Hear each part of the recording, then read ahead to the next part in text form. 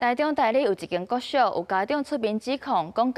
包括家己的囡仔在内，有几啊位学生甲老师，拢长期受到一个特教生的霸凌甲攻击。不过校方却是两极外挂，学校表示有启动调查，不过因为毋是定定发生的代志，所以这霸凌是无成立，会搁积极介入辅导。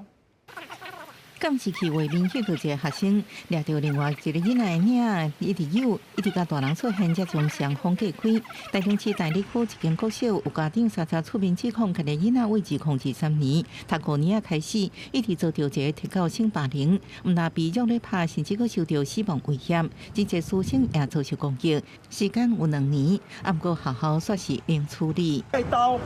带枪打老师，把代课老师踢到厕所。还有欺负我的儿子，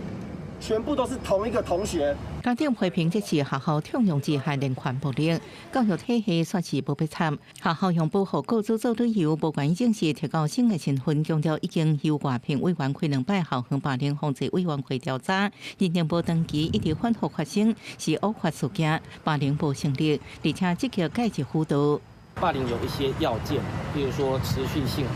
那我们有依据相关的法规啊，那我们尊重调查委员的认定，当时是一个偶发事件。我们已经多次建议教育局要建立起特教助理员的人才资料库，